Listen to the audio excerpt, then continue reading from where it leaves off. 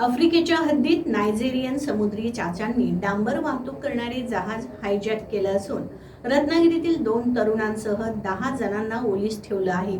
11 दिवस उलटूनही याबाबत काहीच मिळत नसल्यानं आपली मुले सुरक्षित आहेत की नाहीत अशी चिंता पालकांना पडली आहे. आज पत्रकार परिषद घेऊन त्यांनी याबाबत माहिती दिली.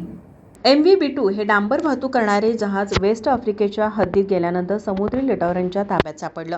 या जहाजावर एकूण 18 क्रू मेंबर असून यातील 10 जणांना हे हल्लेखोर आपल्यासोबत घेऊन गेले आहेत. या 10 जणांमध्ये 7 भारतीय तर 3 रोमेनियन नागरिक आहेत. ओलीस ठेवलेल्यांमध्ये रत्नागिरीच्या भाटकरवाडा पेटकिला येथील समीन जावेद मिरकर आणि कर्ला येथील रिहान शबीर सोलकर या 2 तरुणांचा समावेश आहे. याबाबत जमीन आणि रिहान यांच्या पालकांनी चिंता व्यक्त केली आहे. कंपनीचे अचानक जहाज हायजॅक झाल्याचे कळवले, मात्र 11 दिवस उलटूनही अद्याप त्यांचा थांगपत्ता लागलेला नाही. मुलांच्या पालकांनी याबाबत मंत्री उदय सामंत यांच्यासह केंद्रीय मंत्री अन्य लोकांशी ईमेलद्वारे संपर्क साधला आहे. ओलीस ठेवलेल्या मुलांची सुटका करण्यासाठी भारत सरकारनं तातडीने हस्तक्षेप करावा अशी मागणी या पालकांनी केली आहे. मुलांबाबत कोणतेही खुशाली कळत नसल्याने त्यांचे कुटुंबीय काळजीत पडले आहे.